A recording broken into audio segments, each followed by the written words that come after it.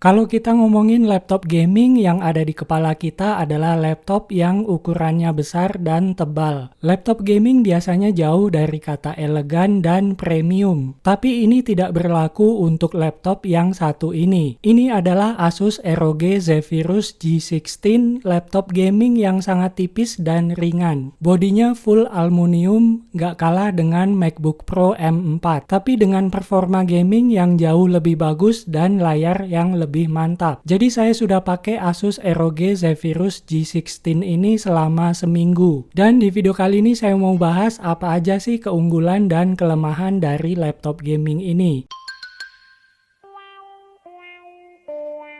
Oke, kita bahas dulu desain dan build quality-nya. Laptop ini punya desain yang sangat futuristik, mewah, dan juga elegan. Begitu pegang laptop ini, kesan premium itu langsung terasa. Bahannya terbuat dari besi aluminium yang sangat solid dan kokoh. Ketebalan laptop ini cuma 1,49 cm, jadi tipis banget, sedikit lebih tipis dari MacBook Pro M4 yang punya ketebalan 1,55 cm. Nggak cuman tipis aja, tapi laptop ini juga ringan banget. Bobotnya itu cuman 1,8 kg. Lebih ringan dibanding MacBook Pro M4 yang beratnya 2,2 kg. Laptop gaming bisa setipis dan seringan ini tuh luar biasa banget. Walaupun tipis dan ringan, laptop ini masih bisa dibuka dengan satu tangan. Sayangnya nggak bisa dibuka sampai rebahan. Sayangnya lagi, layarnya ini agak wobbly alias bergelombang waktu dibuka dan ditoel-toel. Kemudian untuk ports yang ada di laptop ini, di sebelah kiri ada colokan untuk ngecas laptopnya, port HDMI, sebuah USB Type-C yang sudah USB 4, USB Type-A 3.2 Gen 2, dan jack audio 3,5 mili. Di sebelah kanan ada sebuah USB Type-C, USB Type-A 3.2 Gen 2, dan card reader untuk SD card. Lalu untuk keyboardnya, laptop ini menggunakan keyboard tipe chiclet yang belum full size.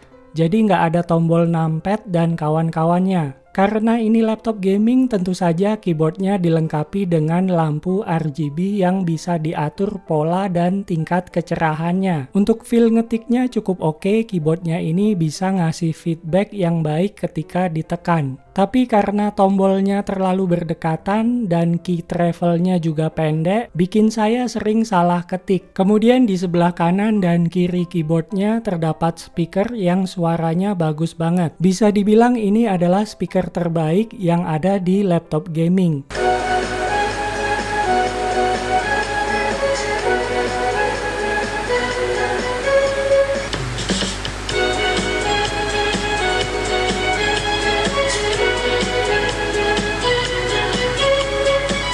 Kemudian untuk spesifikasi lengkapnya, Asus ROG Zephyrus G16 ini ditenagai prosesor AMD Ryzen AI 9 HX370, di mana ini adalah prosesor dengan arsitektur Zen 5 yang punya 12 core dan 24 threads. Base clocknya 2 GHz dan boost clocknya 5,1 GHz. Prosesornya ini punya kemampuan AI NPU hingga 50 TOPS. Untuk grafiknya ada dua, yang pertama iGPU Radeon 890M dan discrete GPU RTX 4060 dengan VRAM 8 GB. Untuk RAM-nya 32 GB dual channel LPDDR5. Penyimpanannya menggunakan M.2 NVMe PCIe 4.0 1 TB. Layarnya 16 inch, panel OLED, resolusinya 2560x1600 dengan refresh rate 240 Hz.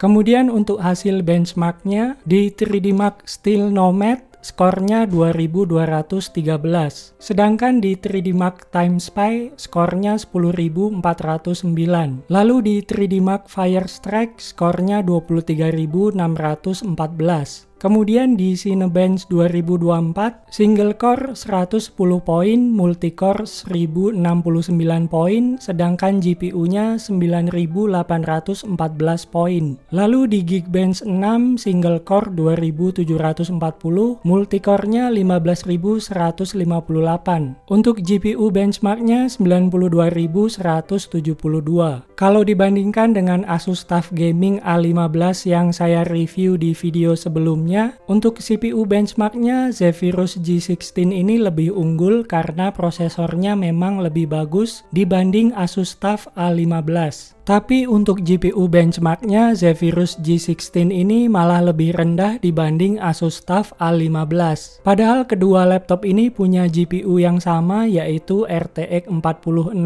dengan VRAM 8GB. Dugaan saya RTX 4060 di Asus Zephyrus G16 ini TGP-nya lebih rendah dibanding RTX 4060 yang ada di Asus TUF A15. Lalu gimana dengan performa gamingnya? Mendingan langsung aja kita tes main game untuk mengetahui FPS yang bisa didapatkan laptop ini. Pertama kita tes Cyberpunk 2077. Di game ini saya gunakan resolusi natif layar laptopnya yaitu 2560x1600. Ray tracingnya saya matikan dan di LSS-nya saya set ke balance. Tekstur quality-nya high dan settingan yang lainnya juga high setting.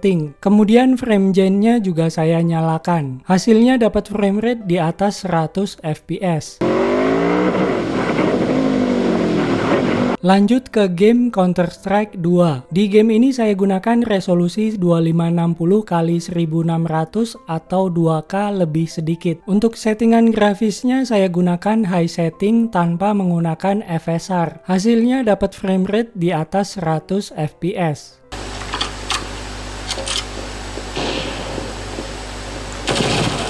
Kita lanjut ke Red Dead Redemption 2. Di game ini saya gunakan resolusi 2560x1600 pixel. Untuk settingan grafisnya saya gunakan high setting dengan di LSS di set ke mode Ultra Performance. Hasilnya dapat frame rate 80-100an fps. Lanjut ke game Forza Horizon 5. Di game ini saya gunakan resolusi 2560x1600. Untuk settingan grafisnya saya gunakan settingan ultra tanpa menggunakan DLSS maupun frame gen. Hasilnya bisa dapat frame rate 90-100an fps.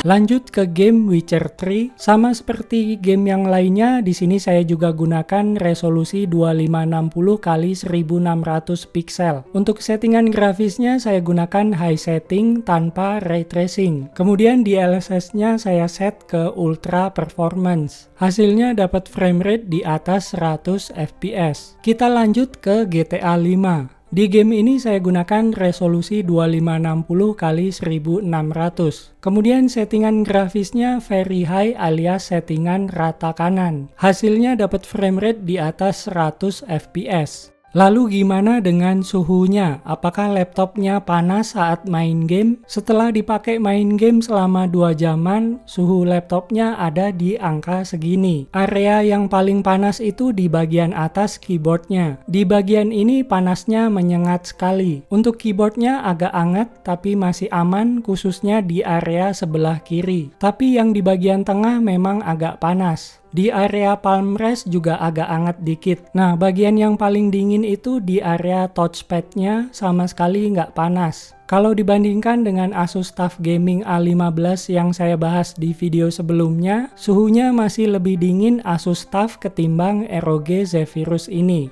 Asus ROG Zephyrus G16 ini punya 3 kipas pendingin untuk mendinginkan CPU dan GPU-nya. Pada saat gaming di mode turbo, kipasnya ini bisa mengeluarkan suara yang cukup kencang. Tapi suaranya nggak sekencang Asus TUF Gaming A15 yang saya bahas di video sebelumnya.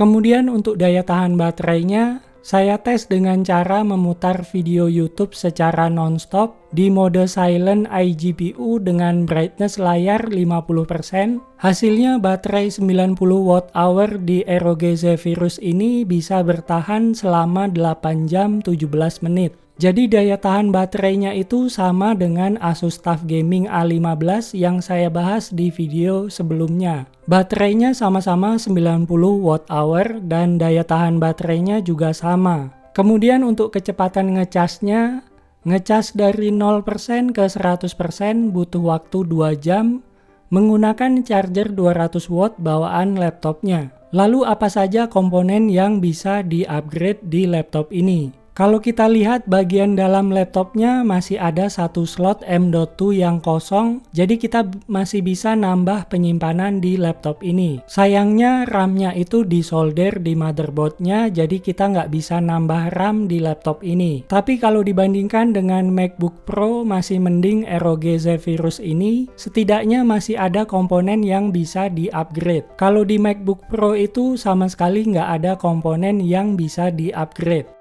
Asus ROG Zephyrus G16 ini adalah laptop gaming yang paling tipis dan paling ringan di dunia dengan tampilan yang futuristik dan premium. Kalau dibandingkan dengan MacBook Pro M4, ROG Zephyrus G16 ini unggul di layarnya yang sudah OLED, lebih tipis, lebih ringan, speakernya lebih bagus, dan tentu saja performa gamingnya jauh lebih bagus dibanding MacBook Pro M4. Kombinasi prosesor ngebut Ryzen AI 9 HX370 dan grafik RTX 4060 bikin laptop ini sanggup melibas game-game AAA di resolusi 2K dengan frame rate yang tinggi. Yang jadi masalah di laptop ini adalah panasnya yang lumayan tinggi pada saat gaming. Suhunya ini tergolong cukup tinggi dibanding laptop-laptop gaming lainnya. Jadi memang ada yang harus dikorbankan untuk mendapatkan bodi yang setipis dan seringan ini. Saran saya kalau mau gaming di laptop ini sebaiknya gunakan pendingin laptop tambahan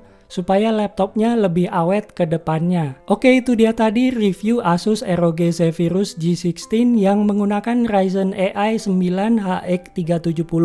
Buat yang mau beli laptop ini bisa cek link pembeliannya di video atau di deskripsi. Dan segitu aja videonya, jangan lupa like video ini dan subscribe ke channel KD Gadget. Kita ketemu lagi di video selanjutnya.